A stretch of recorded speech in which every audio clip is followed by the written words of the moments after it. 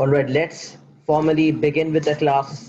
आज की क्लास का ऑब्जेक्टिव है इंशाल्लाह एंगल ऑफ एलिवेशन, डिप्रेशन और मजीद ट्रिग्नोमेट्री के काफ़ी कॉन्सेप्ट जो हैं उसको डिस्कस करेंगे जितना भी हो सकेगा इंशाल्लाह। तो सबसे पहला कॉन्सेप्ट जो हमने डिस्कस करना है वो एंगल ऑफ एलिवेशन और डिप्रेशन का है।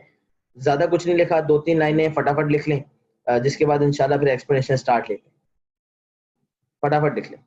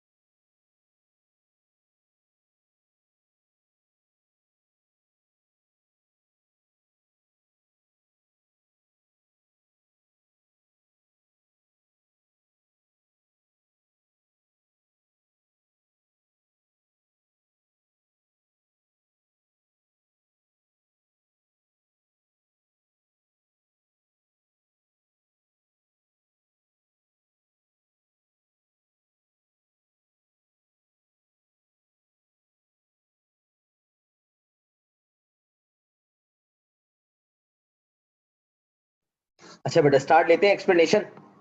सबसे पहले जो हमें डिस्कस करना है वो है एंगल ऑफ एलिवेशन और डिप्रेशन। एलिवेशन और डिप्रेशन क्या है? एंगल ऑफ एलिवेशन किसे कहते हैं? सबसे पहले बात करते हैं एलिवेशन पे।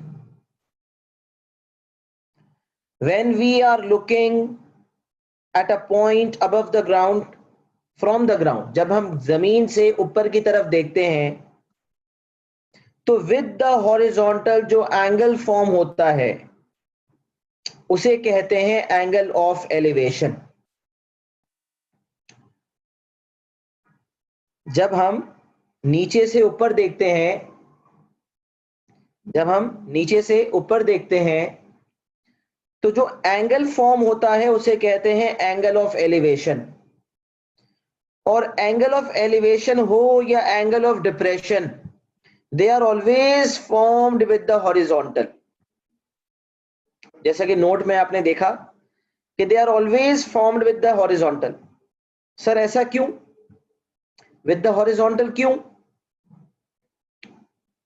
अब सोचना है आपने। जब आप सामने देख रहे हैं तो आपकी जो नेक है वो बड़ी कंफर्टेबल पोजीशन में है, कोई एंगल फॉर्म नहीं कर रही। सबसे कंफर्टेबल आप कब होते हैं? कोई भी इंसान सबसे ज्यादा कंफर्टेबल कब होता है? जब वो अपने सामने देखता है, क्योंकि दाएं बाएं देखने के लिए तो गर्दन को मुड़ाना पड़ता है ना, और ज्यादा देर तक तो मुड़ा के नहीं रख सकते गर्दन, ना ज्यादा देर तक ऊपर देखते रह सकते।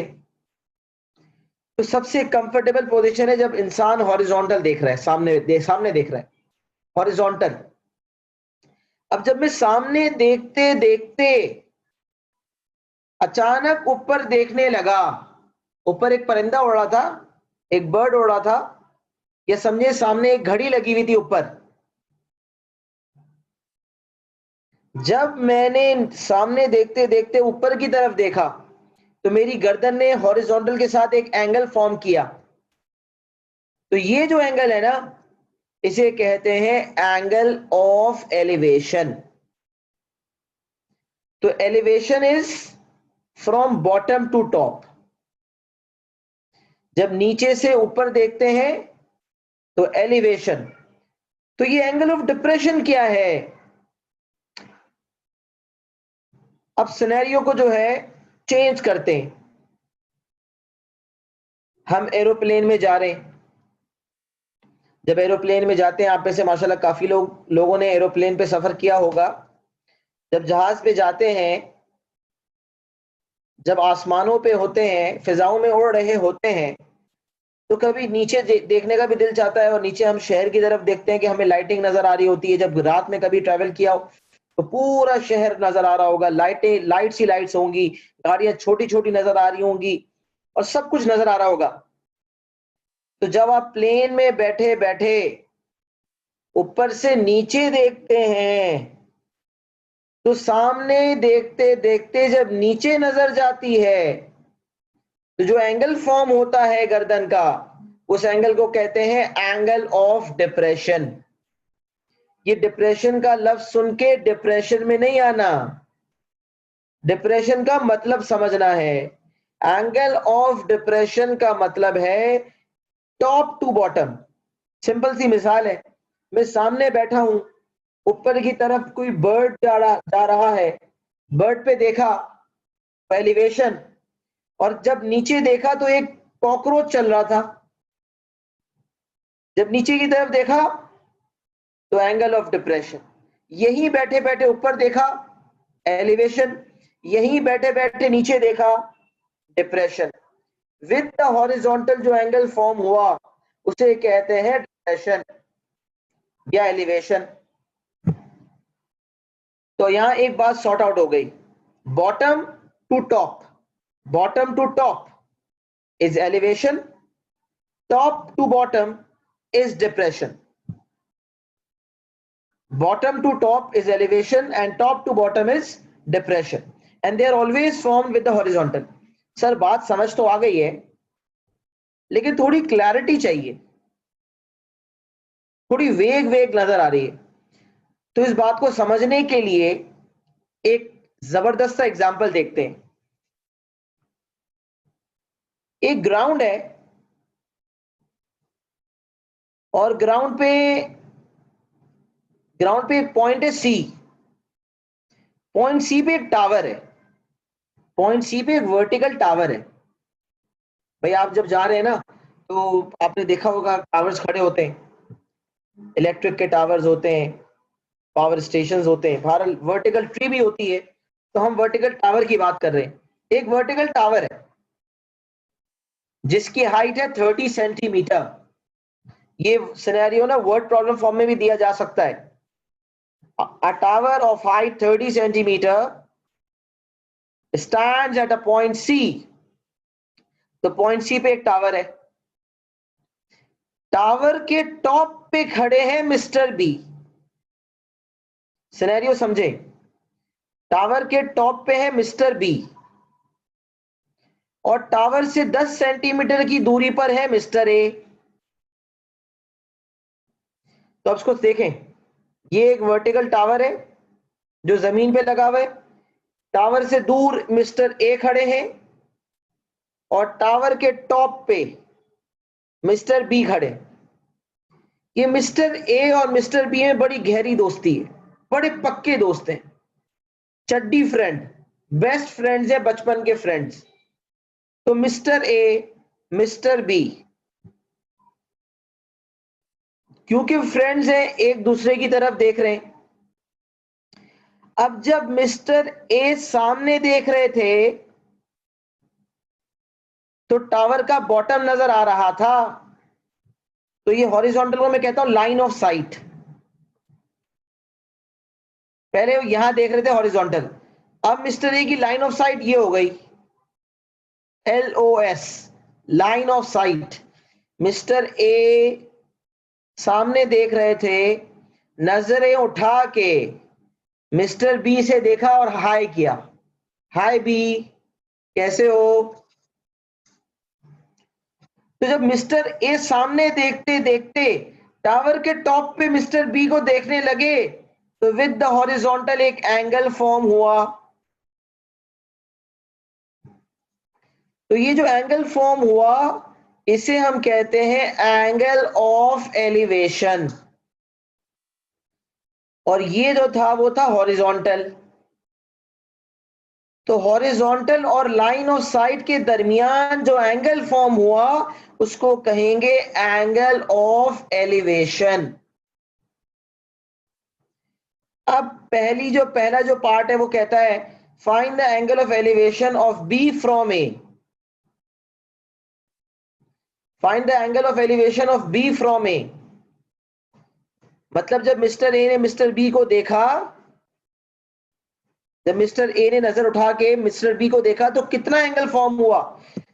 तो आप समझ गए कि हॉरिजॉन्टल के साथ जो एंगल फॉर्म हुआ, जो गर्दन ने एंगल फॉर्म किया वो निकालना है।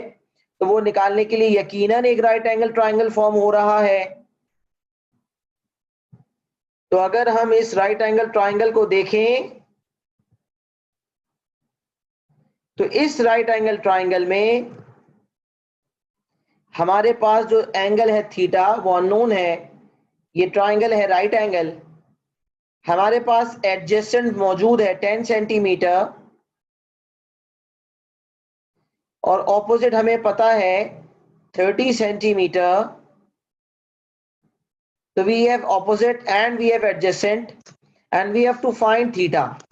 लास्ट क्लास में सीखा था ट्रिग्नोमेट्रिक रेशियो या पाइथागोरस इस्तेमाल होते हैं अगर राइट एंगल ट्रायंगल हो तो, लेकिन पाइथागोरस तब इस्तेमाल होता है जब सारी लेंथ्स, दो लेंथ्स हो, तीसरी निकालनी हो। जब एंगल्स की इन्वॉल्वमेंट होती है तो वी यूज ट्रिग्नोमेट्रिक रेशियोज, और ट्रिग्नोमेट्रिक रेशियोज आसान भाषा में सीखे थे सो का टोआ, सो का टोआ। तो आप मुझे बताएं कि इस सवाल के सिनेरियो के हिसाब से इसमें ऑपोजिट है, एडजेसेंट है, थीटा निकालना है, कौन सा ट्रिग्नोमेट्रिक रेशियो इस्तेमाल होगा। Very very good, tan। तो हम कहेंगे tan theta is equal to opposite upon adjacent. तो tan theta is equal to 30 upon 10 और थीटा निकालने के लिए tan इनवर्स 30 अपॉन 10।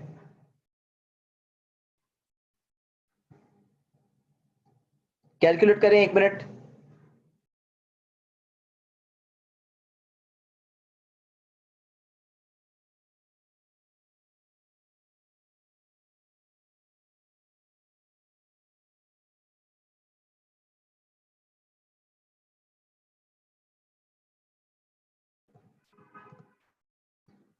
आंसर आ रहा है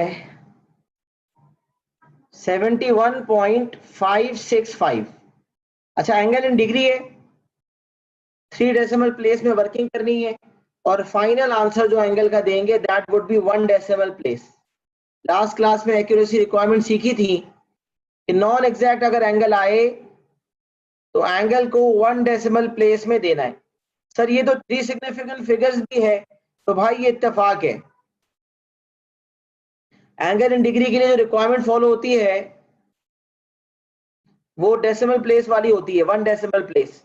जैसे 8.9 डिग्री है, although this is 2 significant figures but this is correct. लेकिन अगर 8.9 सेंटीमीटर लिख दिया तो दिस इज रॉन्ग। फिर आपने 8.93 सेंटीमीटर लिखना होगा अगर 8.93 है तो लेंथ वगैरह 3SF, पेरीमीटर एरिया सब 3SF, angle and degree 1 decimal place. कभी इत्तेफाक से डेसिमल प्लेस भी 1 हो और सिग्निफिकेंट फिगर भी 3 हो, तो we have to be very clear with our concepts कि हम कौन सा रूल फॉलो कर रहे हैं। लिहाजा इस सवाल में एंगल ऑफ एलिवेशन पूछा जा रहा था जिसका आंसर आ गया 71.6 डिग्री।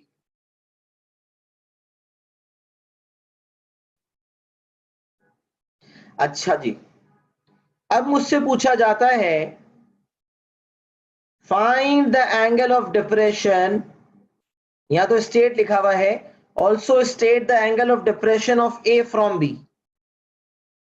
सोचे आपको फाइंड करने का कहा जा रहा है angle of depression of A from B. जब ए ने नजर उठा के बी की तरफ देखा, उसको हाय हेलो किया, तो बी के कानों तक आवाज आई, बी ने फौरन नजर झुका के अपने दोस्त को वेव किया। तो बी ने जब सामने देखते देखते नीचे देखा तो जो एंगल फॉर्म हुआ वो था एंगल ऑफ डिप्रेशन।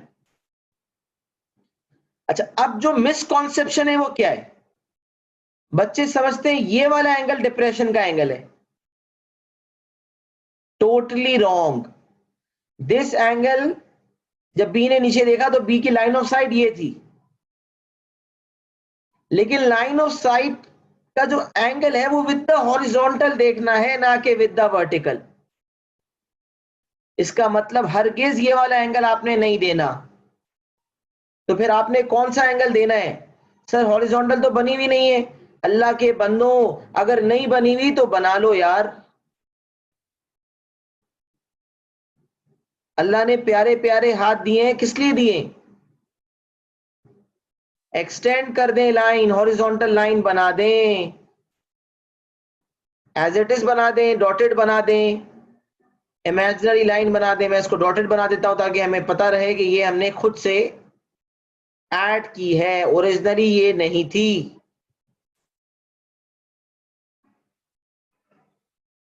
अच्छा, अब जो लाइन ऑफ साइट है बी की, उसका जो एंगल फॉर्म हो रहा है ये हॉरिजॉन्टल है। तो हॉरिजॉन्टल का जो लाइन ऑफ साइट से एंगल है, लाइन ऑफ साइट का जो विद द हॉरिजॉन्टल एंगल है थीटा, वो हमें निकालना है।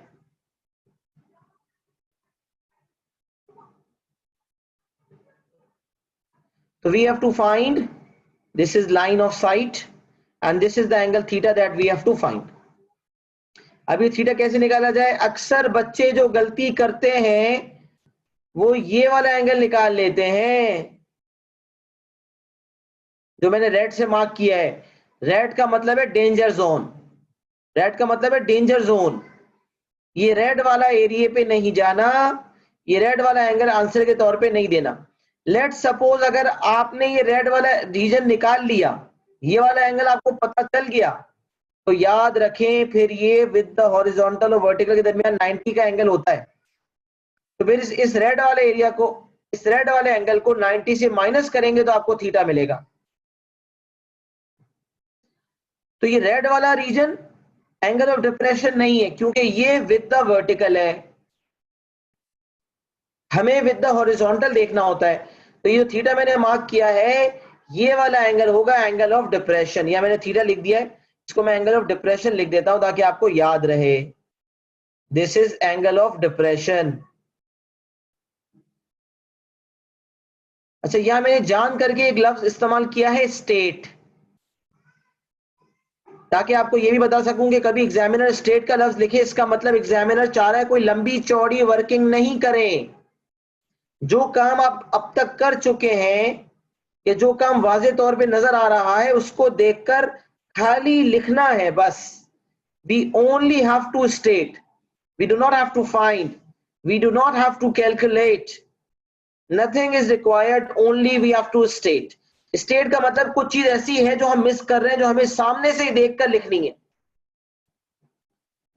तो भाई ये क्या चक्कर है, यहां पर सवाल में स्टेट का लफ्ज क्यों है? एंगल ऑफ डिप्रेशन निकालने के लिए स्टेट का लफ्ज क्यों है? भाई इसलिए है कि अगर दो लोग एक दूसरे की तरफ देख रहे हों, अगर दो कॉमन पॉइंट्स लिए जाएं और ए वाले पॉइंट से बी की तरफ देखा जाए और बी वाले पॉइंट से ए वाले पॉइंट की तरफ देखा जाए, तो ए टू बी जो एलिवेशन होगा वो बी टू ए डिप्रेशन के एंगल के बराबर होगा। मतलब अगर मिस्टर ए और मिस्टर बी एक दूसरे को देख रहे हैं, तो मिस्टर ए अगर 71.6 डिग्री के एंगल से मिस्टर बी को देख रहे हैं, तो यकीनन मिस्टर बी जब ऊपर से नीचे देख रहे हैं तो उनको भी 71.6 डिग्री का ही एंगल फॉर्म करना पड़ रहा है। मतलब जितनी मुश्किल मिस्टर ए को मिस्टर बी को देखने में हो रही है, उतनी ही दिक्कत की और परेशानी मिस्टर बी को भी फेस करनी पड़ रही है। मतलब दोनों का एंगल जो है विद द हॉरिजॉन्टल बराबर है। जितनी गर्दन बैंड करनी पड़ रही है ए को, उतनी ही बी को करनी पड़ रही है। फर्क ये है कि एक बैंड करके ऊपर देख रहा है, लिहाजा एलिवेशन है, एक बैंड करके नीचे देख रहा है, लिहाजा डिप्रेशन है। तो अब अगर मैं यहां सिनेरियो को आपके सामने रखूं, तो एंगल ऑफ डिप्रेशन को अगर मैं थीटा का नाम दूं, तो आप देख सकते हैं कि भाई ये दोनों हॉरिजॉन्टल तो पैरेलल लाइंस हैं। दो वर्टिकल हों या दो हॉरिजॉन्टल हों, वो पैरेलल लाइंस होती हैं या नहीं होती? बिल्कुल होती हैं। और जब दो लाइंस पैरेलल हों तो z बनता है, और जब z बनता है तो ऑल्टरनेट एंगल्स वजूद में आ जाते हैं। जब ऑल्टरनेट एंगल से दोनों एंगल्स क्या हैं? बराबर। तो मैं कह रहा हूं ए टू बी जो एलिवेशन फॉर्म हुआ और बी टू ए जो डिप्रेशन फॉर्म हुआ, ये दोनों के दोनों आपस में क्या है? They are equal. Why are they equal? Because of alternate angles. Because both the horizontal lines are parallel. लिहाजा एंगल ऑफ डिप्रेशन यहां मुझे सिर्फ स्टेट करने का कहा गया था, और उसकी मेन वजह यह थी कि मुझसे पहले ही वो एलिवेशन निकलवा चुका है। तो इसका ये मतलब हो कि कभी हमें डिप्रेशन भी निकालना हो तो ऑल्टरनेट एंगल्स के कॉन्सेप्ट के थ्रू मैं एलिवेशन निकाल लूं, और जो एंगल ऑफ एलिवेशन होगा वही एंगल ऑफ डिप्रेशन होगा। लेकिन ये केस सिर्फ तब होगा जब दो पॉइंट्स हैं कॉमन, थर्ड पॉइंट ना हो। थर्ड पॉइंट इन्वॉल्व हो गया, मामला कुछ और है। अगर दो पॉइंट्स हैं और पहला वाला दूसरे को देख रहा है, दूसरा वाला पहले को देख रहा है, एक ऊपर देख रहा है, एक नीचे देख रहा है, और ऑल्टरनेट एंगल्स बन रहे हैं, तो फिर एलिवेशन डिप्रेशन क्या होंगे? बराबर होंगे। तो यहां पर जो कहा जा रहा था state the angle of depression, तो हम कहेंगे एंगल ऑफ डिप्रेशन भी 71.6 डिग्री होगा। इसकी वजह मैंने आपको पहले ही बता दी। Both angles are same. जी बिल्कुल। जी अब्दुल रहमान, ये दोनों एंगल सेम होंगे। Both angles will be 71.6 degree. अच्छा, अब मैं एक बात ये करना चाह रहा था कि डिप्रेशन और एलिवेशन अलग अलग कब होंगे?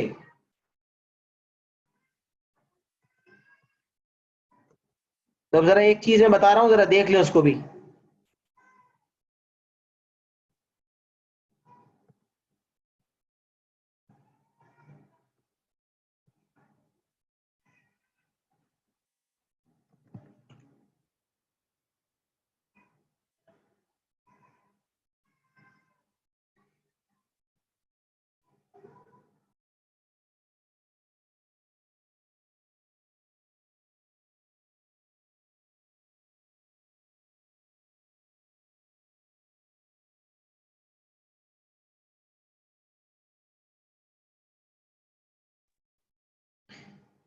अच्छा ये वाला सिनेरियो सिर्फ कंसिडर करें एज ए एग्जांपल। ए एक पॉइंट है और ए से हम सी की तरफ देख रहे हैं, तो ये वाला एंगल होगा एलिवेशन। और ए पे बैठे हुए हैं और ए से ही डी की तरफ देख रहे हैं, तो A to C line of sight है विद द हॉरिजॉन्टल एलिवेशन, और इसी तरह A to D line of sight है जब नीचे देख रहे हैं, तो ये वाला एंगल होगा डिप्रेशन।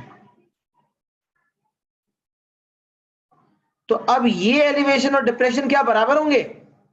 हाँ भाई, क्या ए टू सी और ए टू डी जो एलिवेशन और जो डिप्रेशन के एंगल फॉर्म हुए हैं, क्या ये इक्वल हैं? हम कहेंगे नॉट इक्वल, जी नहीं, ये बराबर नहीं है। वेरी गुड बेटा, पार्टिसिपेशन के लिए शुक्रिया। कि तमाम एंगल्स 90, तमाम एंगल, दोनों एंगल्स इक्वल नहीं है, क्योंकि ए टू सी एक डिफरेंट स्टोरी है, ए टू डी एक डिफरेंट स्टोरी है। हाँ, ए टू सी और सी टू ए वाली बात होती तो फिर सेम होता, या ए टू डी और डी टू ए वाली बात होती तो सेम मामला होता। दो पॉइंट सेम रहते हैं तो फिर मामला सेम रहता है, लेकिन अगर अलग अलग पॉइंट्स की बात हो रही है तो एलिवेशन डिप्रेशन का कोई कनेक्शन इस केस में नहीं। एंगल ऑफ एलिवेशन और डिप्रेशन के हवाले से जो मैंने ब्रीफ इंट्रोडक्शन दिया, थोड़ा बहुत समझ आया होगा यकीनन, बल्कि ज्यादा ही समझ आया होगा इंशाल्लाह। मैंने जितने डिटेल में समझाया है, स्क्रीनशॉट ले लें, कुछ लिखना चाहते हैं लिख लें, हम आगे बढ़ रहे हैं। सबको क्लियर हो गया? एक एक्नॉलेजमेंट दे दें ताकि हम आगे बढ़ जाएं फटाफट।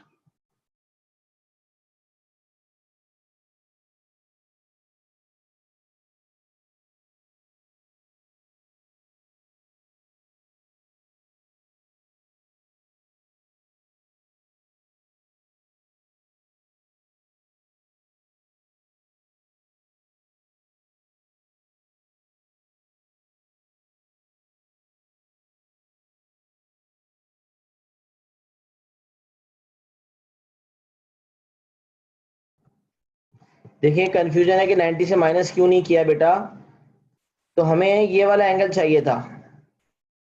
देखिए मैं हैंड लेके आता हूं, हमें ये वाला एंगल चाहिए था, सही है। 90 से माइनस तब करते जब मैं ये रेड वाला एंगल निकालता, रेड वाला एंगल निकालता ना, तो फिर 90 से माइनस करता तो ब्लैक वाला आ जाता। रेड वाला निकालता, 90 से माइनस करता, ब्लैक वाला आ जाता। लेकिन मेरे पास रेड वाला नहीं है, बल्कि मेरे पास तो ये एलिवेशन का एंगल मौजूद है। अगर लेट सपोज एग्जामिनर मुझसे एलिवेशन का एंगल नहीं निकलवाता, लेट सपोज एग्जामिनर मुझसे एलिवेशन का एंगल नहीं निकलवाता, डायरेक्ट डिप्रेशन का निकलवाता, तो या तो मैं डायरेक्टली ये वाला एंगल निकाल लेता जेड की वजह से, तो जो ये एंगल होता वही एंगल ऑफ डिप्रेशन आ जाता, या फिर मैं ये रेड वाला एंगल निकाल लेता और जो भी इस रेड वाले एंगल का आंसर आता उसको 90 से माइनस कर देता। लेकिन इस केस में तो मेरे पास ऑलरेडी जेड रूल के मुताबिक, ऑल्टर्ड एंगल्स के मुताबिक ये वाला एंगल एलिवेशन वाला मौजूद है, लिहाजा उस हिसाब से ऑल्टर्ड एंगल्स फॉर्म हो रहे हैं, और जो एलिवेशन का एंगल है वही डिप्रेशन का एंगल है, और दोनों के दोनों एंगल्स बराबर हैं। क्या आपको आपके सवाल का जवाब मिल गया?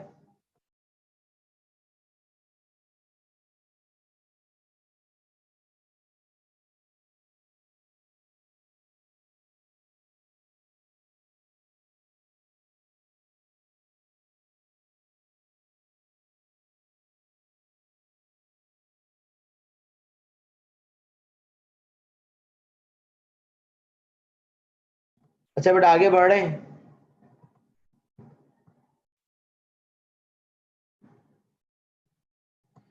एरिया ऑफ अ ट्रायंगल, तो एरिया ऑफ अ ट्रायंगल बचपन से हमने पढ़ा है कि अगर एक ट्रायंगल में बेस और हाइट परपेंडिकुलर हो, ये बेस है और ये डॉटेड लाइन जो है परपेंडिकुलर हाइट है, तो एरिया का फॉर्मूला होता है half into base into height. Area is equal to half into base into height. अगर तो दोनों बेस और हाइट परपेंडिकुलर है और दोनों दिए हुए हैं, तो एरिया का फॉर्मूला होगा half into base into height. यहां तक कि अगर हम राइट एंगल ट्राइंगल में भी डीलिंग कर रहे हैं, तो राइट एंगल ट्राइंगल में तो बेस और हाइट वैसे ही परपेंडिकुलर होते हैं। तो अगर एक 10 सेंटीमीटर है और एक 6 सेंटीमीटर है और मुझे एरिया निकालना है, तो आप देख सकते हैं बेस और हाइट क्या है, परपेंडिकुलर। तो एरिया का फॉर्मूला होगा half into base into height. यहां से हमारा एरिया आ जाएगा 30 सेंटीमीटर स्क्वायर, और एरिया का यूनिट होता है स्क्वायर, हमें बात पता है। तो एरिया ऑफ ट्राइंगल का फॉर्मूला होता है half into base into height, जो बचपन से पढ़ते आ रहे हैं। तो यहां पर मैंने लिखा हुआ है कि base and height are always perpendicular, but if the perpendicular base and height are not given and the triangle is non right angled, triangle right angle नहीं है और बेस और हाइट नहीं पता, तो ऐसे केस में we need the following data. मैं पहले पूरी एक्सप्लेन कर देता हूं, उसके बाद आप कॉपी कर लीजिएगा। तो area of a triangle normally half into base into height से निकलता है। अगर राइट एंगल है तो फिर तो फौरन निकल जाएगा, अगर बेस और हाइट है तो। लेकिन अगर नॉन राइट एंगल ट्राइंगल है तो फिर हमारे पास बेस और डॉटेड फॉर्म में परपेंडिकुलर हाइट मौजूद होनी चाहिए। लेकिन अगर परपेंडिकुलर हाइट नहीं है और बेस और हाइट नहीं पता, तो फिर area of a non right angle triangle के लिए एक दूसरा फॉर्मूला फॉलो किया जाता है, तो कि मैं आपको समझाने जा रहा हूं। So if the triangle is non-right angled and the base and height are not given, the following data is required.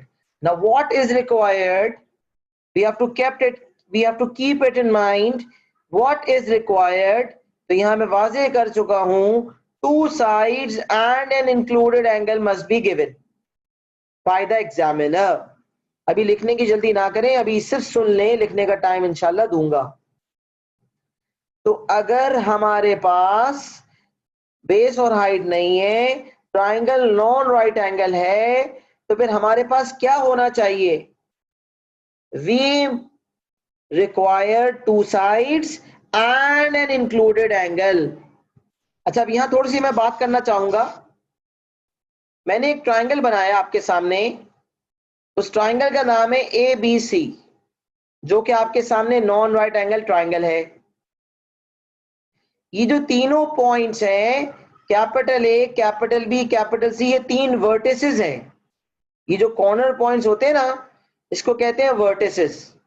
There are 3 vertices A, B and C। अच्छा, ये वाला है एंगल A, ये वाला है एंगल B और ये वाला है एंगल C। और यकीनन ये तीनों एंगल्स डिफरेंट हैं। वो जरूरी तो नहीं है, बहरहाल मैं अभी एज्यूम कर रहा हूं कि तीनों डिफरेंट हैं।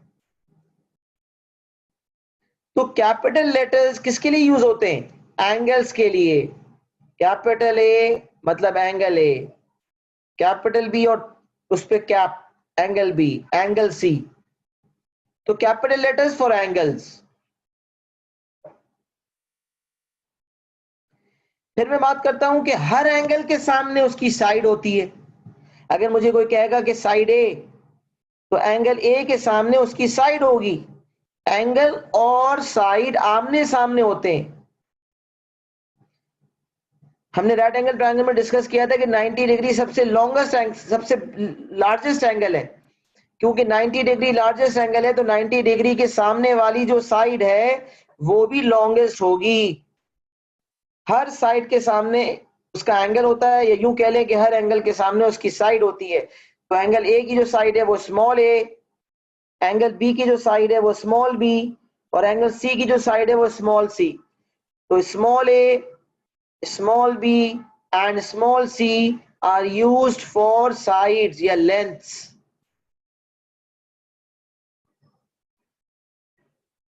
तो capital letters for angles, small letters for lengths. अच्छा, अब मैं आपसे कह रहा हूं कि एरिया ऑफ अ ट्राइंगल निकालने के लिए what information is required? We need 3 pieces of information, 3 measurements are required. वो 3 मेजरमेंट्स कौन सी हैं?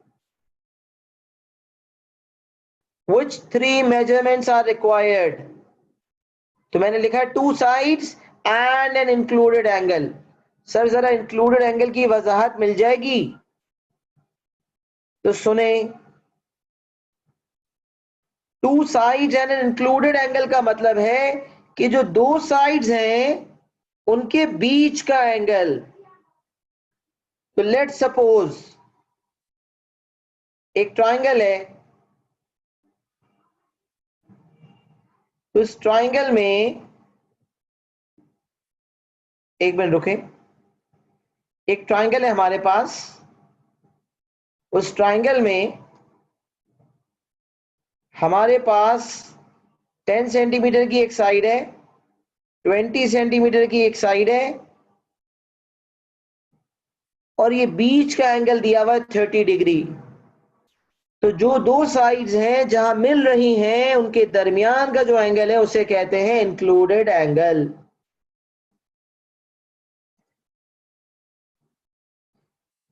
रिकॉर्डिंग पॉज कर रहा हूं, अजान ब्रेक 2 मिनट रुके, 2-3-4 मिनट रुक जाते हैं, सबकी अजानें हो जाए, उसके बाद क्लास को कंटिन्यू करते हैं, रिज्यूम करते हैं। हम बात कर रहे थे इंक्लूडेड एंगल की, कि जो 2 साइड्स हमें गिवन हैं उनके जो दरमियान का एंगल है उसे कहते हैं इंक्लूडेड एंगल। तो इसके अलावा जो बाकी 2 एंगल्स हैं, ये वाला एंगल, जैसे ये नाम देता हूं ABC, तो अगर हमारे पास 10 सेंटीमीटर और 20 दिया हुआ है तो एंगल ए वाला जो एंगल है वो इंक्लूडेड है, और बाकी जो एंगल बी और एंगल सी हैं वो कहलाएंगे नॉन इंक्लूडेड एंगल्स। तो डाटा कहता है कि we require 2 sides and an included angle. In fact हम इंक्लूडेड एंगल पे पहले भी बात कर चुके हैं। तो SAS कॉन्ग्रुएंसी का और सिमिलरिटी का टेस्ट भी तो रहा है SAS। अच्छा, अब ये फॉर्मूला अगर आप देखें तो 3 मुख्तलिफ पर्सपेक्टिव से लिखा गया। सेम फॉर्मूला किताबों में 3 फॉर्म्स में लिखा जाता है। Area is equal to half AB sine C, हाफ BC साइन A, हाफ AC साइन B। तो ये किस तरह से लिखा जा रहा है इसको जरा देखिए। अगर मैं बात करता हूं कि मेरे पास A और B वाली साइड है, पहला वाला फॉर्मूला देखना है। अगर मेरे पास A और B वाली साइड है तो आइए देखते हैं। अगर मेरे पास A और B वाली साइड है तो कौन सा एंगल होना चाहिए? एंगल C होना चाहिए। तो हाफ AB साइन C। अगर मेरे पास साइड B है और साइड C है तो फिर कौन सा एंगल होना चाहिए? Angle A। तो हाफ BC साइन A। और अगर मेरे पास साइड A है और साइड C है तो एंगल कौन सा होना चाहिए? Angle C, sorry angle B। तो हाफ AC साइन B। तो साइड ए भी है तो angle C, side B C है तो एंगल ए, मतलब जो 2 साइड्स ले रहे हैं उसका दूसरा वाला एंगल हमें लेना है। लेकिन अक्सर सवाल में हमें लेटर्स नहीं दिए जाते, तो हमें डायरेक्टली समझना है, कॉन्सेप्चुअली समझना है कि फॉर्मूला में जब एरिया निकालना है तो half into 2 sides multiply by sine of included angle. Let's suppose ये ट्राइंगल, इसका कोई नाम नहीं है, इसका एरिया निकालना है, तो हमने कहा half into 10 into 20 into sine 30, पूरा एज इट इज कैलकुलेटर में डाल दें।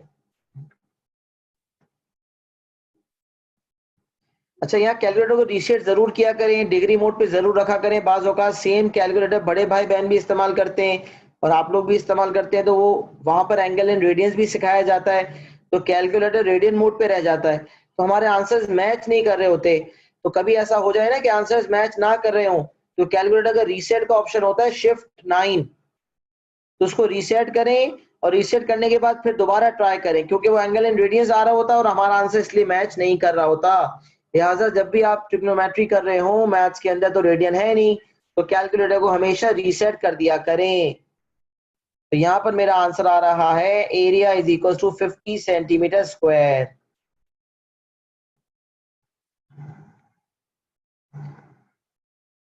अच्छा, फिर मैं एक और एग्जांपल देना चाह रहा था जो कि आता है काफी।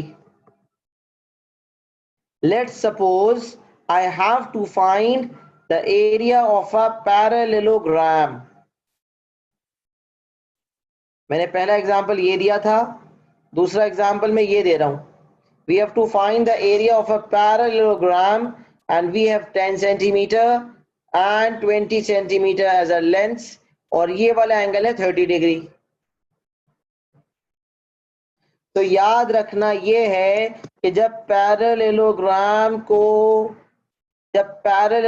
का डायगोनल बनाया जाता है तो वो पैरेललोग्राम को दो इक्वल ट्रायंगल्स में डिवाइड कर देता है. अच्छा, सिमेट्री के टॉपिक में हम पढ़ के आ गए हैं कि पैरेललोग्राम की कोई लाइन ऑफ सिमेट्री नहीं होती. तो this is not a line of symmetry because if you are going to overlap the parallelogram over this line, both faces will not overlap. Therefore, this is not the line of symmetry, but this is a line which will divide the area of a parallelogram into two equal parts. Triangles same नहीं, triangles जो हैं वो congruent है. Triangles congruent है. Line of symmetry ये बेशक नहीं है, लेकिन triangles congruent है. सर ये congruent कैसे हैं? मेरे parallelogram का उसूल हमें सिखाया जाता है कि opposite sides are parallel and equal. तो 10 सेंटीमीटर के सामने 10 सेंटीमीटर, 20 सेंटीमीटर के सामने 20 सेंटीमीटर. और पैरेललोग्राम में एक और बात बताई जाती है कि opposite angles of a parallelogram are equal. मतलब अगर ये वाला एंगल 30 है तो ये वाला एंगल भी 30 होगा. इनफैक्ट अगर हमें ये वाले भी निकालने हो तो we can find because these are interior angles. जो दो पैरेलल होती हैं उसमें अंदर के जो एंगल्स होते हैं वो इंटीरियर होते हैं, they are supplementary. So if one of them is 30, the other would be 180 minus 30, 150. But at this point in time we do not need 150, so I am removing it. हमें 150 वाला angle नहीं चाहिए. तो फिर 10 centimetre, 20 centimetre और 30 degree दो sides हैं और इंक्लूडेड एंगल है और दो ट्राइंगल्स बन रहे हैं. तो एरिया का जब फॉर्मूला में लगाऊंगा तो it would be 2 times area of a triangle because a parallelogram means two triangles, half into 10 into 20 into sin 30. जब half into 10 into 20 into sin 30 करूंगा तो मेरे पास ट्राइंगल का एरिया आ जाएगा. और जब ट्राइंगल के एरिया को डबल करूंगा तो दोनों ट्राइंगल्स का आ जाएगा. और जब दोनों ट्राइंगल्स का आ गया इसका मतलब पैरेललोग्राम का एरिया आ गया. तो यहाँ नोट करें तो 2 और 2 जो है वो कट गया. तो अक्सर मार्किंग स्कीम में आपको नजर आ रहा होता है कि पहली साइड मल्टीप्लाई बाय दूसरी side multiply by sine of included angle. तो आप सोचें यार ये कौन सा फॉर्मूला आया नया पैरेललोग्राम का? तो भाई ये इस तरह आया कि हाफ ए बी साइन सी को जब 2 से मल्टीप्लाई किया तो 2 और हाफ कैंसिल हो गए. तो ऑटोमेटिक फॉर्मूला हो गया ए बी साइन सी. दो साइड्स जो दो गिवन साइड्स है वो और साइन ऑफ इंक्लूड एंगल आपस में मल्टीप्लाई हो रहे हैं. तो यहां पर मेरा एरिया आ गया 100 सेंटीमीटर स्क्वायर. देखिए मैं आपको छोटी छोटी बारीकियां भी बता रहा हूं, बहुत बेसिक चीजों पे खेल रहा हूं, लेकिन आराम आराम से हर बात कोशिश करके बता रहा हूं ताकि कोई भी वीकनेस हो कोई भी लैकनेस हो तो वो कवर अप हो जाए. मेरा काम है हर छोटी बात आइडेंटिफाई करके बताना ताकि आप उसको जहन में रखें. 2 एग्जांपल्स मैंने आपके सामने रखे थे, तीसरे एग्जांपल की तरफ बढ़ते हैं और यकीनन इंशाल्लाह तीसरे एग्जांपल से भी सीखने के लिए बहुत कुछ है. तो let's start the third example. We have been given a triangle ABC and we have two angles given, angle A and angle C. सबसे पहले पूछा जा रहा है एरिया ऑफ ट्राइंगल ABC. तो भाई जब एरिया ऑफ ट्राइंगल पूछा जाएगा तो सबसे पहली चीज ये सोचनी है कि क्या मेरे पास बेस और हाइट है. तो जब मैंने डाटा देखा तो मुझे बेस तो नजर आ रही है 10, लेकिन उससे परपेंडिकुलर लाइन जो हाइट कहलाती है वो नजर नहीं आ रही. तो मैंने कहा अब क्या करूं. तो फिर हमें पता चला कि भाई ये तो नॉन राइट एंगल ट्राइंगल है और नॉन राइट एंगल ट्राइंगल में सर ने एक बात बताई थी कि हाफ ए बी साइन सी वाला फॉर्मूला लगता है और उस फॉर्मूला का मतलब ये होता है कि हमें दो साइड्स चाहिए होती हैं और साथ ही साथ इंक्लूडेड एंगल चाहिए होता है. हमने डायग्राम पे नजर डाली, जब नजर डाली तो हमें नजर आया कि दो साइड्स मौजूद हैं 15 और 10, लेकिन उनके दरमियान का एंगल नजर नहीं आया। हम थोड़ा सा परेशान हुए, फिर फौरन ही रियलाइज हुआ कि यार ट्राइंगल का एंगल सम तो 180 होता है और दो एंगल्स हमारे पास मौजूद हैं, तो तीसरा निकालने के लिए सिंपल 180 से माइनस करना है। तो मैंने कहा चलिए बहुत सिंपल है ये तो मैंने कहा एंगल बी निकालने के लिए अगर हमें एंगल बी निकालना है तो हम 180 में से 70 और 50 कर देंगे माइनस, तो मेरे पास एंगल बी आ जाएगा 60 डिग्री। तो मैंने फौरन एंगल बी निकाला 60 डिग्री और लिख दिया। जैसे ही दो साइज और इंक्लूड एंगल पे नजर पड़ी, मैंने कहा अब तो एरिया ऑफ ट्राइंगल निकालना कोई मुश्किल ही नहीं है। तो half into 10 into 15 into sine of 60। अच्छा एरिया है, एक्यूरेसी रिक्वायरमेंट्स मत भूलें, अगर आंसर नॉन एग्जैक्ट हो working 5SF, final answer 3SF। तो 0.5 into 10 into 15 into sine 60 calculator पे जब डालेंगे तो 75√3/2 आ रहा है, जिसे अगर राउंड ऑफ किया जाए तो इट वुड बिकम 64.952। याद रखें जहां रुक रहे हैं उसके बाद वाला डिजिट जो भी होगा उसके हिसाब से फिफ्थ वाले डिजिट को राउंड ऑफ करना है। तो एरिया आ गया 64.952 सेंटीमीटर स्क्वायर, लेकिन क्योंकि हमसे एरिया ऑफ ट्राइंगल मांगा गया लिहाजा एरिया ऑफ अ ट्राइंगल का फाइनल आंसर 3 सिग्निफिकेंट फिगर में देना होगा। अब 64.951 को जरा राउंड ऑफ तो करें 3SF में, तो 3SF का मतलब है कि आप 9 पे रुकेंगे। थर्ड सिग्निफिकेंट जो है ना 9 है, पहला दूसरा तीसरा, अब 9 पे रुकेंगे तो 9 9 रहेगा या 10 हो जाएगा, इसका दारोमदार अगले डिजिट पे होगा। तो क्योंकि अगला डिजिट 5 या उससे बड़ा है, अगला डिजिट अगर 4 या उससे छोटा होता तो फिर ये 9 9 ही रहता, लेकिन क्योंकि अगला डिजिट 5 है लिहाजा ये 9 हो जाएगा 10, और 10 का 0 यहीं रह जाएगा और जो 10 का 1 है वो 4 में ऐड हो जाएगा, तो ये हो जाएगा 65.0। तो 3 सिग्निफिकेंट फिगर में राउंड ऑफ हो जाएगा 65.0 सेंटीमीटर स्क्वायर। सर 65.0 और 65 का तो एक ही मतलब है बच्चों, मतलब तो एक है लेकिन इंप्रेशन अलग अलग है। अगर आप एरिया 65 लिखते हैं तो इंप्रेशन ये आ सकता है कि भाई बच्चे का तो एग्जैक्ट 65 आ रहा था, लेकिन अगर आप 65.0 लिखते हैं तो इंप्रेशन ये है कि बच्चे का एग्जैक्ट आंसर नहीं था, उसने 3SF पे राउंड ऑफ किया और राउंड ऑफ करने की वजह से वो 65 हुआ, लिहाजा 65.0 और 65 में कोई डिफरेंस तो नहीं है, लेकिन इंप्रेशन जरूर कायम होता है कि बच्चे ने क्या काम किया होगा, लिहाजा हमें 0.0 लिखना है। तो 3SF में हमने आंसर दे दिया। सर जब आंसर 3SF में ही देना था तो बिला वजह 5SF में क्यों लिखा? क्योंकि लास्ट क्लास में भी समझाया था 5SF में वर्किंग इसलिए की जाती है कि अगर आगे उसका इस्तेमाल हो तो हम 3SF वाला वर्जन इस्तेमाल नहीं करेंगे, बल्कि हम 5SF वाला वर्जन इस्तेमाल करेंगे ताकि आगे वाले सवाल की एक्यूरेसी खराब ना हो। ये इस सवाल का पहला पार्ट था जिसमें हमें एरिया ऑफ ट्राइंगल निकालना था।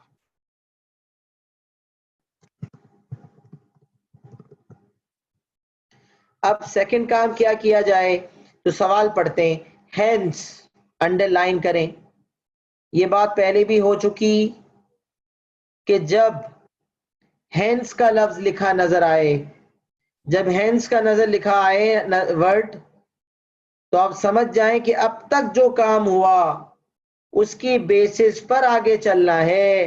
हेंस का मतलब है अब तक जो काम किया उसी की बुनियादों पर उन्हीं को इस्तेमाल करते हुए कुछ काम मजीद करना है। जब हमने लफ्ज पढ़ा हेंस तो हम समझ गए कि हमने ऊपर तो एक ही काम किया था और वो था एरिया का निकालना। इसका मतलब अब जो रिक्वायरमेंट आ रही है उसमें वो जो एरिया हमने फाइंड किया था उसका इस्तेमाल होगा। अच्छा सर कैसे इस्तेमाल होगा, तो आइए सवाल को मुकम्मल करते हैं। Hence find the height of the perpendicular from A to BC, from A to BC। याद रहे A से BC तक एक परपेंडिकुलर ड्रॉप करनी है, तो आइए ड्रॉप करते हैं। जब ए से बी सी तक परपेंडिकुलर ड्रॉप की हमने, तो हमने लेट सपोज इसको कह दिया x। जब उसने मुझे कहा हाइट ऑफ परपेंडिकुलर निकालें, इसका मतलब we have to find ax, we have to find the height of the perpendicular from a to bc। अच्छा ट्राइंगल है ना, a टू bc हमने आपको बना के दिखा दी। अगर b टू ac होता तो ऐसे बनती, अगर c टू ab होता तो ऐसे बनती। तो ये a to bc, b to ac या c टू ab कुछ भी कहा जा सकता है, तीनों परपेंडिकुलर का मुझे पता होना चाहिए। अच्छा एक बात जो मुझे पता होनी चाहिए वो ये कि अगर a टू bc लिखा हुआ है, तो ये जो bc है ये हमारा बेस होगा। जब हम एरिया ऑफ ट्राइंगल का फॉर्मूला लगाएंगे, तो ये जो BC होगा this would be the base. तो जब हम हाफ AB साइन C से नॉन राइट एंगल ट्राइंगल का एरिया निकाल चुके और अगले पार्ट में एग्जामिनर ने हमसे परपेंडिकुलर हाइट मांगी, तो हमें एरिया का इस्तेमाल करना है। अच्छा ये मेथड नंबर 1 है। अब मेथड नंबर 2 भी बताऊंगा, लेकिन वो कब इस्तेमाल होगा ये भी मैं आपके सामने रखूंगा। तो मैं इसी सवाल का अगले पार्ट का मेथड नंबर 1 रख रहा हूं। क्वेश्चन 2 अलग चल रहा है, method number 1 of question number 3। Method number 1, area is equal to half into base into height. हम जानते हैं ये बात, area is equal to half into base into height. Sir ये half into base into height से तो area आ ही नहीं सकता, क्योंकि हमारे पास बेस और हाइट नहीं है। तो बेटा half into base into height से नहीं आ सकता, तभी तो हाफ AB साइन C से मैंने एरिया निकाला है। लेकिन क्योंकि एग्जामिनर ने लिखा है हेंस, इसका मतलब जो उसने एरिया फाइंड करवाया है उस एरिया को इस्तेमाल करते हुए मुझे एरिया निकालना होगा। तो मैंने कहा area is equal to half into base into height. Triangle का एरिया तो पहले ही निकाल चुके हैं, तो भाई यूज कर लें। याद रहे 5 ऐसे वर्जन इस्तेमाल होगा। 64.952 half into base into height. भाई बेस क्या होगा, बेस क्या होगा, तो बेस है BC। और भाई हाइट क्या होगी, तो हाइट है AX जो कि निकालनी है।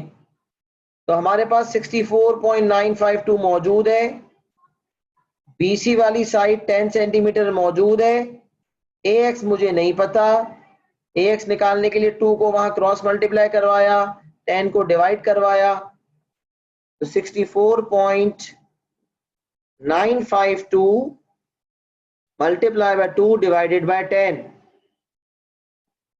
तो AX की लेंथ आ गई 12.9904, जिसको अगर मैं 3 सिग्निफिकेंट फिगर में राउंड ऑफ करूं तो ये हो जाएगा 13.0 सेंटीमीटर। अच्छा सर ये आपने मेथड 1 लिखा है कि मेथड 2 भी है? बेटा बिल्कुल मेथड 2 है, लेकिन अगर एग्जामिनर ने हेंस लिखा है, अगर एग्जामिनर ने हेंस लिखा है तो method 1 only, method 1 is the only method that can be used because examiner has said hence। hence का मतलब जो अब तक काम किया उसकी बेसिस पर, और अब तक तो एरिया निकाला था, इसका मतलब एरिया वाली अप्रोच को इस्तेमाल करते हुए हाइट ऑफ द परपेंडिकुलर निकालनी थी, तो हमने निकाल ली। अब हम बात करते हैं मेथड नंबर 2 पे, मेथड नंबर 2 की बात करते हैं। तो मेथड नंबर 2 कब लगता, पहले तो ये सोचें, जब हेंस ना लिखा होता, जब सिर्फ कहता ना area height of perpendicular from A to BC निकालें, तो हमारे पास दोनों रास्ते होते हैं, मेथड 1 भी मेथड 2 भी। तो मैं लिख रहा हूं method 2 applicable when hence not written. जब हेंस नहीं लिखा हुआ तो फिर जो है हम मेथड 2 इस्तेमाल कर सकते हैं। मेथड 2 क्या है, तो अब देखें, अगर मुझे कंसिडर करना है, अगर मुझे निकालनी है साइड AX, तो मुझे कौन सा ट्राइंगल कंसिडर करना पड़ेगा? तो आप देख सकते हैं I can consider triangle AXB। AXC नहीं कंसिडर कर सकता because I don't have AC। अगर AC आ जाएगी तो फिर ट्राइंगल AXC भी कंसिडर कर सकता हूं, लेकिन at the moment I can only consider triangle AXB।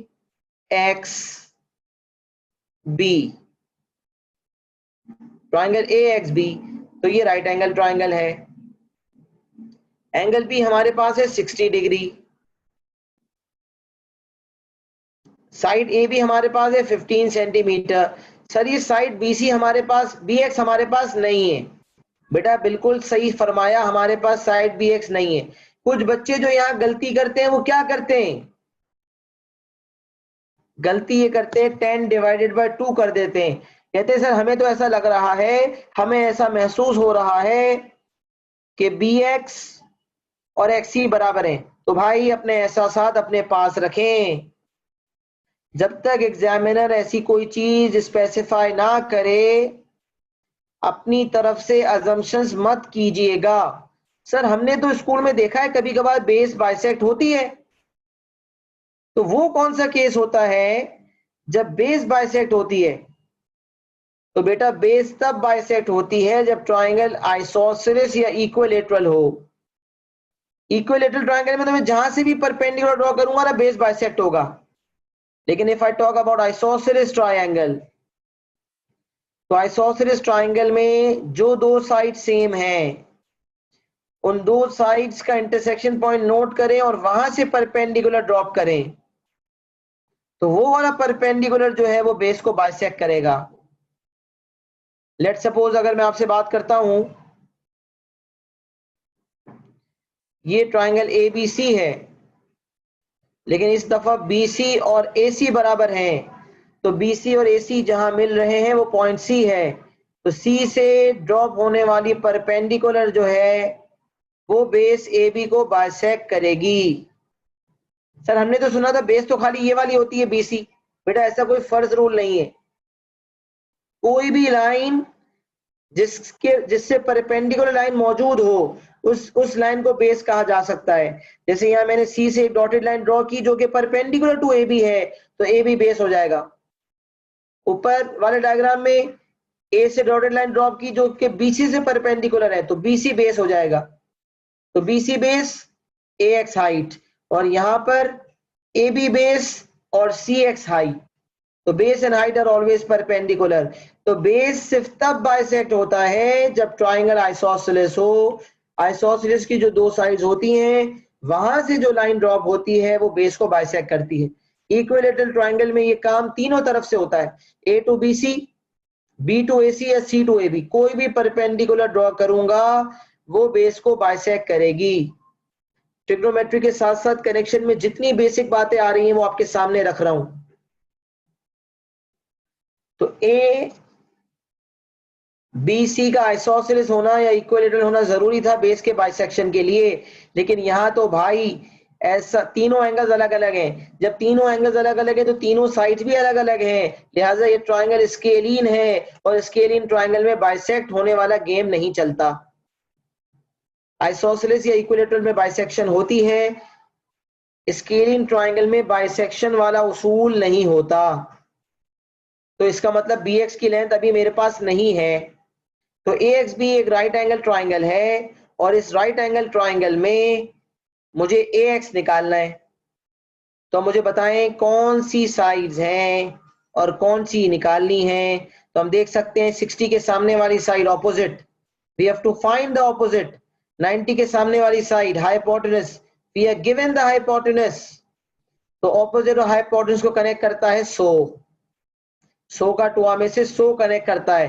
तो हम कहेंगे sin 60 is equals to opposite which is AX upon hypotenuse which is 15। तो यहां से AX आ जाएगा 15 मल्टीप्लाई बाय sin 60, जिसका आंसर आप कैलकुलेटर में डालें तो आंसर वही आ गया जो पहले आ रहा था, 12.9904 लिख दे चलें। तो फिर फाइनली राउंड ऑफ करके हम इसे कह देंगे कि AX is equals to बल्कि यही आंसर आ जाएगा वापस। एरो डाल दिया कि भाई आंसर AX का 13.0 सेंटीमीटर ही होना है। मैंने एरिया के हिसाब से काफी सारी बातें बताई जिससे आपके कॉन्सेप्ट यकीनन मजबूत हुए होंगे। कुछ साथ साथ अगर लिखा है तो सही है, वरना फटाफट जो है जो लिखना चाहते हैं मैं 2-4 मिनट दे रहा हूं, लिख लें। Once you are done, once you have understood, clear भी लिख दें और क्लियर लिख दें और लिख दें done. Clear and done. Clear means you are done, you have understood the concepts, and done means you have copied।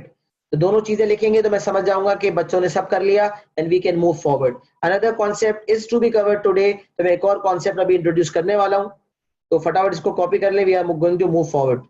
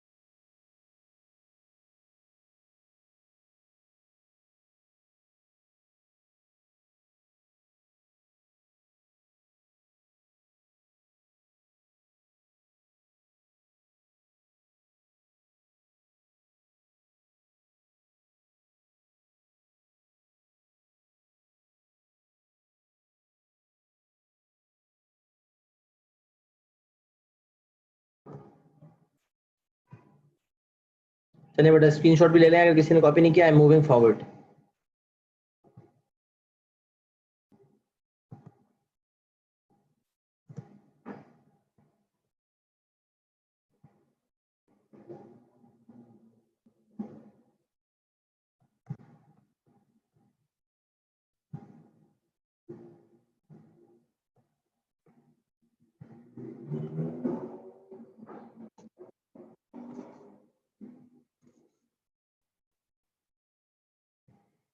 अच्छा बेटा चलें स्टार्ट लेते हैं।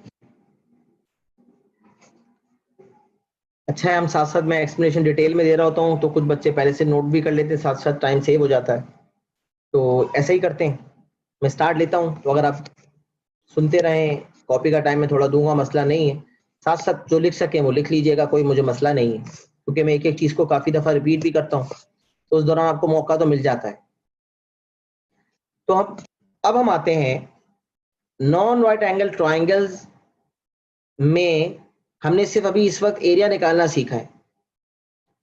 राइट एंगल ट्राइंगल्स में हमें एरिया निकालने के लिए हम फॉर्मूला फॉलो करते हैं, half into base into height.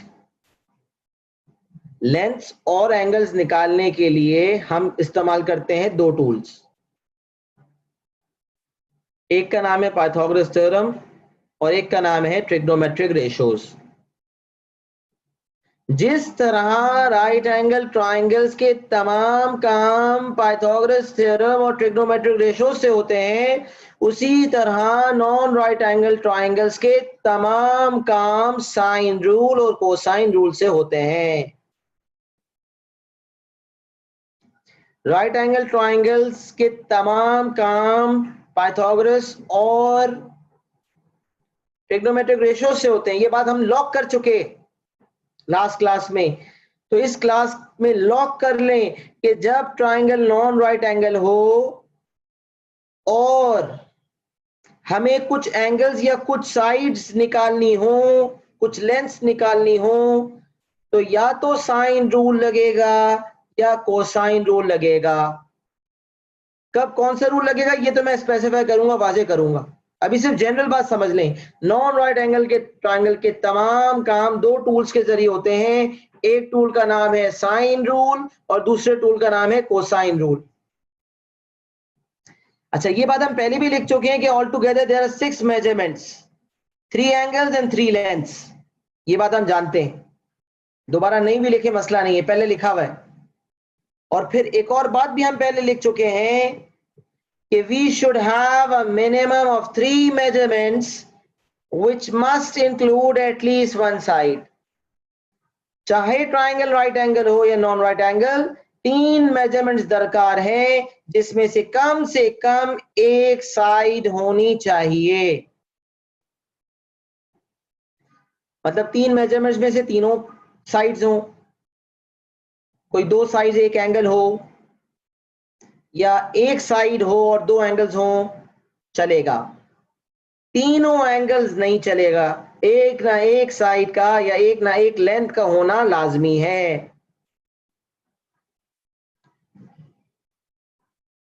और राइट एंगल ट्रायंगल में एक मेजरमेंट हमेशा दी होती थी, वो थी 90 डिग्री। लेकिन भाई नॉन राइट एंगल ट्रायंगल में ऐसा कोई किस्सा नहीं है, कोई मेजरमेंट हमेशा दी हो ऐसा नहीं होता।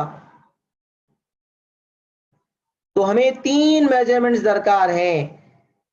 कुछ कंडीशंस ऐसी हैं 3 मेजरमेंट्स वाली जिसमें साइन रूल लगता है, कुछ कंडीशंस ऐसी हैं जिसमें कोसाइन रूल लगता है। तो मैं 1 बाय 1 कंडीशंस बताऊंगा, फिर शॉर्टकट भी बताऊंगा टू मेमोराइज। तो सबसे पहले बेसिक कंडीशंस जो बुक में लिखी हैं, किताबी बातें, वो कर लेते हैं। किताबी बातें भी जरूरी होती हैं। तो साइन रूल की कंडीशंस वो क्या हैं जब साइन रूल लगेगा, वो कौन सी कंडीशंस हैं जब साइन रूल लगेगा। तो अगर डाटा में ये दो कंडीशंस पूरी हो रही हैं जो मैंने लिखा है, या तो पहली वाली कंडीशन फॉलो हो या दूसरी वाली, तो ऐसी कंडीशन में कोसाइन रूल नहीं लग सकता, साइन रूल लगेगा। तो साइन रूल के लिए पहली condition, to sides and a non included angle. कोई दो साइड्स हो और नॉन इंक्लूडेड एंगल हो, मतलब जो दो साइड्स है ना, उनके जो बीच वाला एंगल है जिसे हम इंक्लूडेड कहते हैं वो ना हो, उसके अलावा जो बाकी दो एंगल्स हैं उनमें से कोई भी एक हो। एरिया ऑफ अ ट्रायंगल के लिए हमने पढ़ा to sides and included angle, SAS। यहां पर हम पढ़ रहे हैं to sides and non included angle. अब ASS कह लें, SS कह लें, एक ही बात है, कोई फर्क नहीं पड़ता। लेकिन SAS वाला मामला मुख्तलिफ है, क्योंकि SAS से इंप्रेशन आता है दो साइड्स उनके दरमियान में एंगल, लेकिन ASS ये SA एक ही बात है। SA कह लें या आप ASS कह लें, दोनों का मतलब है एक एंगल है और दो साइड्स। और वो जो एक एंगल है वो इंक्लूडेड एंगल नहीं है। तो अगर हमारे पास two sides and non included angle है तो साइन रूल लगेगा, या फिर अगर हमारे पास two angles and any one side है तो भी साइन रूल लग सकता है। तो भी साइन रूल लग सकता है. Two angles and any one side. तो two sides and a non included angle, two angles and any one side. Sir ये कंडीशन जो है ना रट्टा वट्टा लगता नहीं हमसे. ये कंडीशन याद रखना बड़ी बेजारी वाला काम है, हमसे होता नहीं है सर. कोई तरीका बताएं जिससे हमें जहन में बैठ जाए. तो आए वो तरीके पे बात करते हैं. सबसे पहले डिस्कस करते हैं कॉन्सेप्ट, क्योंकि कॉन्सेप्ट क्लियर होगा ना तो सब क्लियर होगा. तो कॉन्सेप्ट कहता है कि sine rule is basically a ratio of sides and angles. अगर हम साइन रूल का फॉर्मूला देखें ना जो आपके सामने लिखा हुआ है साइन रूल, तो हमें देखकर अंदाजा होगा कि sine rule is a ratio of sides and angles. हमने अभी सीखा कि जो साइड्स होती हैं उनके सामने उनके एंगल्स होते हैं. एंगल ए के सामने एंगल साइड ए, एंगल बी के सामने साइड बी, एंगल सी के सामने साइड सी. तो एंगल्स और साइड्स एक दूसरे के पेयर्स होते हैं. एंगल और साइड का पेयर होता है. तो साइन रूल बेसिकली रेशियो है साइड्स और एंगल्स का. कैसे, आइए साइन रूल देखते हैं. तो साइन रूल क्या है देखें. ए अपॉन साइन ए, बी अपॉन साइन बी. तो अगर आप देखें तो साइड ए और एंगल ए का रेशो, साइड बी और एंगल बी का रेशो, साइड सी और एंगल सी का रेशो. लेकिन जो एंगल सी है ना वो डायरेक्ट नहीं लेते, साइन के साथ लेते हैं. ए अपॉन एंगल ए डायरेक्ट नहीं कर सकते. ए अपॉन साइन ए, बी अपॉन साइन बी, सी अपॉन साइन सी. तो ए और साइन ए का जो रेशो है, जो साइड ए और साइन ए का रेशो है, वही बी अपॉन साइन बी का रेशो है, और वही सी अपॉन साइन सी का रेशो है. ये तीनों रेशोज बराबर है. तो अगर हम साइड को और सामने वाले एंगल को साइन के साथ लें तो जो रेशो आएगा वो बाकी दो रेशो से बराबर होगा. तीनों रेशोज बराबर हैं. अच्छा सर ऑर्डर क्या लें, ऊपर साइड लें, ऊपर लेंथ लें और नीचे साइन के साथ एंगल लें, या ऊपर साइन के साथ एंगल लें और नीचे साइड लें? दोनों पॉसिबिलिटीज है, दोनों किया जा सकता है. तो ए अपॉन साइन ए, बी अपॉन साइन बी, सी अपॉन साइन सी. याद रहे ये तीनों तो मैंने लिखे हैं, लेकिन जब हम सॉल्व करते हैं तो कोई दो इस्तेमाल होते हैं, क्योंकि इक्वेशन जब सॉल्व करते हैं तो कोई दो ही होते हैं ना, तीनों तो साथ नहीं सॉल्व हो सकते, तो कोई दो लेते हैं. तो ए अपॉन साइन ए वाले करें, साइड ऊपर लें एंगल नीचे लें साइन के साथ, या साइन के साथ एंगल ऊपर लें और साइड नीचे ले लें. दोनों पॉसिबिलिटीज हैं. तो दोनों साइन रूल्स आपके सामने मौजूद हैं. अब जो टिप है वो क्या है, डायरेक्ट कंडीशन याद किए बगैर जो टिप है वो क्या है, तो वो टिप ये है कि वन रेशो इज गिवन. जब साइन रूल लगाना है तो एक रेशो मुकम्मल हमें पता होगा.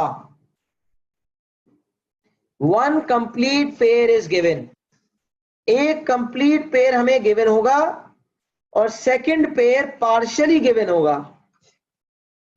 I repeat, one ratio will be given, या यूं कह लें one complete pair will be given. मतलब अगर एंगल ए है तो सामने उसकी साइड भी है, तो कोई एक पेयर ऐसा होगा जिसमें हमें एंगल भी पता होगा और उसके सामने वाली साइड भी पता होगी. उसके जरिए हम एक रेशो निकाल लेंगे. और दूसरा जो पेयर है वो पार्शियली पता होगा. मतलब या तो उस सेकंड पेयर का मुझे एंगल पता होगा और साइड निकालनी होगी, या मुझे साइड पता होगी और एंगल निकालना होगा. लेकिन ये बात यकीनी है कि एक पेयर मुकम्मल होगा और दूसरा पेयर पार्शियल, और पार्शियल वाले पेयर को करना होगा मुकम्मल. बाकी जो टिप मैंने लिखी है इसको तो मैं बाद में एक्सप्लेन करता हूं. It is better to take the unknown in the numerator. जरूरी नहीं है ये, यहां मैं लिख भी देता हूं, not necessary, but it's better. But बस ये पूरा नहीं लिख रहा, not necessary but it's better that you follow this tip. It can make things a bit quicker. अच्छा अब हम बात क्या कर रहे थे, नॉन वाइड एंगल ट्रायंगल के तमाम काम साइन रूल और कोसाइन रूल से होते हैं. साइन रूल की दो कंडीशंस मैंने आपके सामने लिखी और बताई. कंडीशंस याद किए बगैर कॉन्सेप्ट क्या है कि sine rule is a ratio, angle और साइड का रेशो है, तीनों रेशोज बराबर होंगे. लेकिन जब सॉल्व करेंगे तो कोई दो रेशोज के जरिए काम होगा. उन दो रेशोज में से एक रेशो मुकम्मल मौजूद होगा और दूसरा रेशो पार्शियली मौजूद होगा। तो जब एक ट्रायंगल का डाटा देखें और एक पेयर मुकम्मल होता हुआ नजर आए तो समझ जाए साइन रूल लगेगा। बिल्कुल ऐसी बात जो दिमाग में घुस जाने वाली है कि अगर एक रेशो एक पेयर मुकम्मल हो रहा हो तो साइन रूल, और अगर एक रेशो या एक पेयर मुकम्मल नहीं हो रहा हो तो कोसाइन रूल। अभी हम कोसाइन रूल नहीं पढ़ रहे, कोसाइन रूल में कंडीशंस बताऊंगा, बात की बात करूंगा, लेकिन अभी सिर्फ आइडिया दे रहा हूं कि साइन रूल जब नहीं लगेगा तो कोसाइन रूल लगेगा, जब कोसाइन रूल नहीं लगेगा तो साइन रूल लगेगा। ये तो लॉजिकल बात है, क्योंकि तमाम काम इन दो टूल से होने ना। जब पहला वाला टूल नहीं है तो दूसरा वाला है, और जब ये वाला नहीं है तो ये वाला है। तो अलग अलग टूल्स हैं भाई, कोई भी टूल इस्तेमाल हो सकता है इन दोनों में से। अच्छा, अब साइन रूल है क्या और लगता कब है, इस पे बात हो गई। अब इसका एक एग्जाम्पल देखते हैं ताकि बात क्लियर हो जाए। एग्जाम्पल भी मैंने अच्छा खासा डिटेल्ड बनाया है ताकि आपके दिमाग में कॉन्सेप्ट बहुत जबरदस्त तरीके से क्लियर हो जाए। तो आइए एग्जाम्पल की जानिब बढ़ते हैं। ये एग्जाम्पल है जिसमें हमारे पास ट्राइंगल एबीसी मौजूद है और ट्राइंगल एबीसी में हमारे पास साइड एबी है, साइड बीसी है और साइड एसी है। एग्जामिनर ने कहा find the length of AC. Exam में बैठे आपके पास ये सवाल आया, सोचना किस तरह है। पहली जब नजर पड़ी आपने कहा यार नॉन राइट एंगल ट्राइंगल है, और सर ने कहा था नॉन राइट एंगल ट्राइंगल के तो तमाम काम दो टूल से होते हैं, इसका मतलब या तो इसमें साइन रूल लगेगा या कोसाइन रूल। अब सर खुजाने लगे, यार वो कंडीशंस क्या थी, नहीं याद आई। हमने कहा छोड़ो कंडीशन, सर ने तो कॉन्सेप्ट बताया था कि अगर एक पेयर मुकम्मल हो रहा हो तो साइन रूल, एक पेयर मुकम्मल ना हो रहा हो तो कोसाइन रूल। तो बच्चों क्या यहां पर एक पेयर मुकम्मल हो रहा है, क्या एंगल और सामने वाली साइड दोनों मौजूद हैं? तो हर बच्चे बच्चे की आवाज आएगी जी सर, यहां पर एक पेयर मुकम्मल है, साइड और एंगल दोनों मौजूद हैं, लिहाजा यहां पर हम वेरी क्लियर हो गए कि we have to use sine rule. अभी तो हम साइन रूल ही कर रहे हैं, तो हमें पता है साइन रूल लगाना है, एग्जाम में थोड़ी पता होगा कि क्या लगाना है। तो एग्जाम के हिसाब से चला रहा हूं कि एग्जाम में बैठे हैं तो कैसे सोचेंगे भाई, रेशो मुकम्मल हो रहा है तो साइन रूल, नहीं मुकम्मल हो रहा तो कोसाइन रूल। तो यहां पर क्योंकि रेशो मुकम्मल हो रहा है लिहाजा साइन रूल का इस्तेमाल होगा। फिर हमने सोचा कि सर ने कहा था एक पेयर फुली नोन होता है और एक पेयर पार्शियल। तो हमने कहा यार साइड 15 है लेकिन सामने वाला एंगल नहीं है, तो क्या साइन रूल के मुताबिक हमें एंगल ए ही निकालना है? तो हाँ, काफी सवालात इतने सिंपल होते हैं कि जो गिवन साइड होती है ना उसके सामने वाला एंगल ही निकालना होता है नॉर्मली, और डायरेक्टली पेयर मुकम्मल हो जाता है, एक दफा साइन रूल लगा के काम हो जाता है। लेकिन मैंने जान करके यहां ऐसा एग्जाम्पल बनाया जिसमें एक दफा साइन रूल नहीं बल्कि दो दफा साइन रूल लगा के काम होगा। नॉर्मली जब 3 नंबर के लिए सवाल आता है एग्जामिनेशन में तो एक दफा साइन रूल लगा के काम हो जाता है, और ये हर साल आता है। लेकिन यहां पर काम एक साथ नहीं होगा, यहां पर दो दफा साइन रूल लगेगा। वो कैसे? तो आइए देखते हैं। हमसे पूछी जा रही है लेंथ ऑफ एसी। हमने कहा यार लेंथ ऑफ एसी जब मांगी जा रही है तो एसी के सामने वाला एंगल तो होना चाहिए ना, तभी तो पार्शियल पेयर होगा तो मुकम्मल करूंगा ना। तो मैंने कहा यार यहाँ तो बड़ा ही मसला है, ना एसी है और ना एसी के सामने वाला एंगल। तो पार्शियल पेयर, सर ने कहा था पार्शियल पेयर तो है ही नहीं, तो भाई डायरेक्टली एसी नहीं निकल सकती। सबसे पहले एसी के सामने वाला एंगल ढूंढना होगा। हमने कहा यार एंगल निकालने के लिए साइड चाहिए होती है, साइड निकालने के लिए एंगल दोनों ही नहीं है। सवाल पैदा होता है ये एंगल बी कैसे निकाला जाए। तो ठक करके घंटी बजी कि किसने बोला है एंगल बी डायरेक्ट निकालो, क्यों ना एंगल ए निकाल लिया जाए, क्योंकि ए के सामने वाली तो साइड है ना, तो क्यों ना एंगल ए निकाल लिया जाए। तो हमने सोचा यार पहले एंगल ए निकलेगा, एंगल ए निकलने के बाद दोनों एंगल्स को 180 से माइनस करूंगा तो एंगल बी आएगा, और जब एंगल बी आ जाएगा तो फिर उसके बाद पार्शियल पेयर मुकम्मल हो जाएगा तो उसके थ्रू एसी की लेंथ आ जाएगी। तो हमने कहा यार ये तो बड़ा जबरदस्त सवाल है, तो हमने सबसे पहले कहा यार एंगल ए निकालते हैं। तो एंगल ए निकालने के लिए हमने क्या कहा, अच्छा अब साइन रूल का कौन सा वाला वर्जन लें, ये पहला वाला वर्जन लें या दूसरा वाला लें। तो यहाँ के लिए एक टिप मैंने दी है, इस्तेमाल करना चाहे तो इस्तेमाल करें, ना इस्तेमाल करना चाहे तो भी कोई मसला नहीं है, लेकिन टिप यकीनन कुछ फायदा जरूर पहुंचाती है, काम को जल्दी कर देती है, गलती के चांसेस को खत्म कर देती है, क्योंकि बच्चों के क्रॉस मल्टीप्लिकेशन में भी ब्लंडर्स हो जाते हैं। तो गलती को मिनिमाइज करने के लिए, काम को क्विकर बनाने के लिए टिप है, और वो टिप क्या है, it is better to take the unknown in the numerator. क्या मतलब, अगर एंगल अननोन है तो एंगल ऊपर रखना है, साइड अननोन है तो साइड ऊपर रखनी है। तो अगर एंगल अननोन है तो ये सेकंड वाला वर्जन साइन रूल का इस्तेमाल करना है, और अगर साइड अननोन होती तो ये पहला वाला वर्जन इस्तेमाल होता।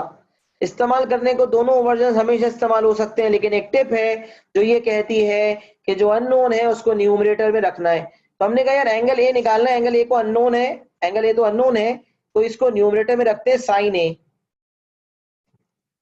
तो हमने कहा sine A upon 15, sine A upon 15 is equals to, जो नोन पेयर है वो है साइन 85 अपॉन 20। हमने कहा साइन ए, अब क्रॉस मल्टीप्लाई करना आसान हो गया ना, तो sine A is equal to 15 sine 85 upon 20। बस सिर्फ 15 को वहां भेजना पड़ा, वरना पता है क्या होता है, ऊपर नीचे करना पड़ता है जिसमें गलती भी हो सकती है और थोड़ा काम भी बढ़ जाता है। तो कुछ बच्चों की बेसिक्स वीक होती है तो वो फंस जाते हैं, इसलिए मैंने ये टिप आप सबको दी है। तो sine A is equal to 15 sine 85 upon 20। अच्छा, वर्किंग के कितने स्टेप्स करने हैं ये भी बड़ा समझना जरूरी है। कुछ बच्चे 15 साइन 85 अलग निकालेंगे, फिर उस वैल्यू को डिवाइड बाय 20 करके अलग दिखाएंगे। तो भाई इतनी लंबी करने की जरूरत नहीं है, काम कम से कम करें, कैलकुलेटर का इस्तेमाल कम से कम करें, डायरेक्ट हम एक काम कर देते हैं, साइन इनवर्स ए निकालने के लिए साइन को वहां भेजेंगे ना, तो साइन इनवर्स हो जाएगा। तो साइन इनवर्स और ब्रैकेट में 15 साइन 85 अपॉन 20। किसने बोला है भाई 15 साइन 85 अलग निकालो, बच्चे एक तो निकालते अलग है, फिर डिवाइड करते हैं तो एक्यूरेसी बहुत कम लेते हैं। वर्किंग में 5SF सिखाया, कुछ बच्चे 2 या 3 सिग्निफिकेंट फिगर पे वर्किंग करते हैं, जब साइन इनवर्स लगाते तो एंगल पे पता नहीं कितना डिफरेंस आ जाता है।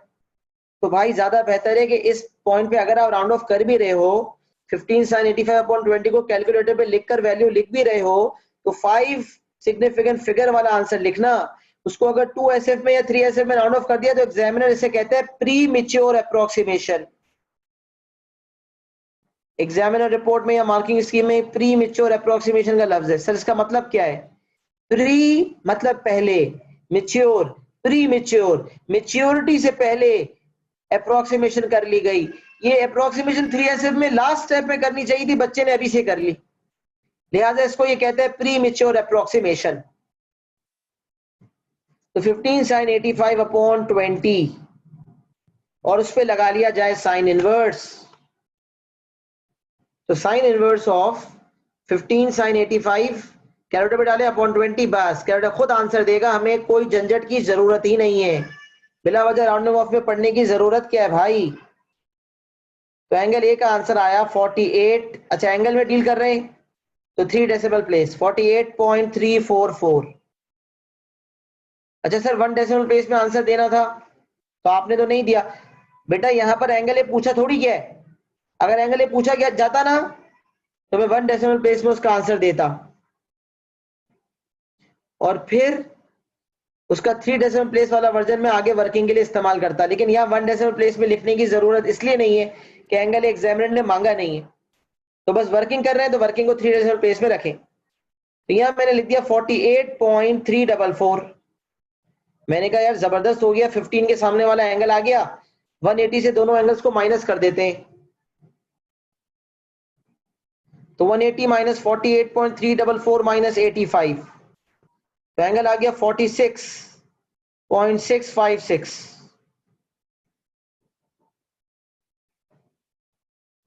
46.656 डिग्री हमारा एंगल बी आ गया। तो जब एंगल ए निकाल लिया हमने, उसके बाद हमने निकाला एंगल बी 180 से माइनस करके, इट वुड बिकम 46.656। जब एंगल बी आ गया तो इस सवाल की कंटिन्यूएशन यहां कर रहा हूं। तो अब निकालूंगा साइड एसी। अच्छा, अब एसी निकालने के लिए पार्शियल पेयर होना चाहिए था, पार्शियल पेयर मुकम्मल हो गया। अच्छा, अब कौन सा वाला साइन रूल का वर्जन इस्तेमाल करें? कोई भी कर सकते हैं, लेकिन बेहतर क्या है, it is better to take unknown in the numerator.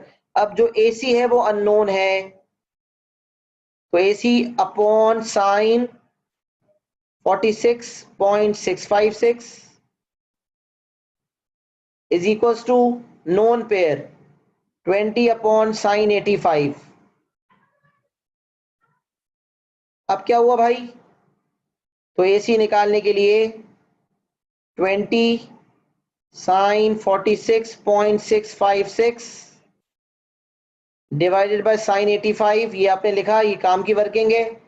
बस अगला स्टेप आंसर है, बस इससे ज्यादा वर्किंग ना उसको चाहिए ना हमें करके टाइम वेस्ट करना है। तो कैलकुलेटर उठाएं, फ्रैक्शन में जाएं, 20 साइन 46.656 डिवाइडेड बाय साइन 85, गर्मा गर्म आंसर तैयार है। तो एसी हो गया 14.600 5SF में। तो फिर हम आंसर दे देंगे फाइनली एसी का 14.6 centimetre, correct to 3 significant figures, and we have finally find the length of AC by using the sine rule twice. There was no shortcut to this question. बहुत thinking से ये question बनाया गया था, जिसमें double दफा sine rule लगा के काम होता। तो ऐसा सवाल बिल्कुल एग्जामिनेशन में आ सकता है, लिहाजा इस चीज के लिए आपने तैयार रहना है। यहाँ हमारा साइन रूल का कॉन्सेप्ट मुकम्मल हो गया, साइन रूल लगाना भी प्रॉपर तरीके से सिखा दिया, कंडीशंस भी बता दी, टिप्स भी बता दी, सब बता दिया। तो यहाँ पर फिर कॉपी कर लें, 2-4 मिनट दे रहा हूँ। कॉपी होने के बाद क्लियर भी लिख दें कि मुझे समझ आ गया, और डन भी लिख दें कि हमारा काम कॉपी हो गया। दोनों चीजें लिख देंगे सब, मैं समझ जाऊंगा कि हमारा आज का टास्क मुकम्मल हो गया। तो फटाफट कुछ लिखना चाहते हैं, स्क्रीनशॉट लेना चाहते हैं ले लें, जो लिखना चाहते हैं लिख लें।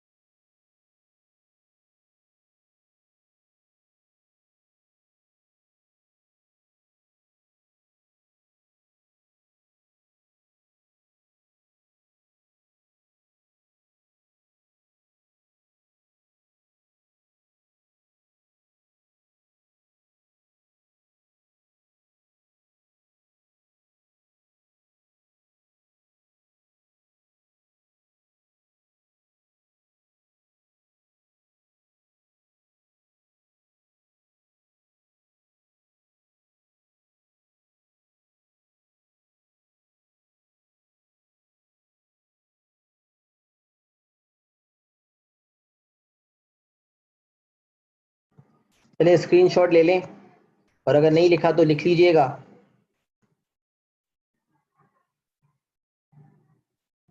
अल्लाह के फजल से जो आज का टारगेट सेट किया था उसको मुकम्मल कर लिया। इसी तरह क्लासेस को थोड़ा एक्सटेंड कर करके टारगेट्स को मुकम्मल करेंगे, ताकि हमारा काम हमारे टारगेट के मुताबिक टारगेट के मुताबिक हो जाए। इंशाल्लाह इस वीक हमें ट्रिग्नोमेट्री की एक्सप्लेनेशन वाइंड अप करनी है, तो उसके लिए हमें हर सेशन को थोड़ा एक्सटेंड करना पड़ेगा। तो तैयार रहें इस चीज़ के लिए, और प्रॉपर टेंशन से जो जो अब तक सिखाया उसको रिवाइज करें। आज के लिए इंशाल्लाह इतना ही रखते हैं, फिर अगली क्लास में इंशाल्लाह मिलते हैं। तब तक के लिए अपना बहुत ख्याल रखिएगा। अल्लाह हाफिज़।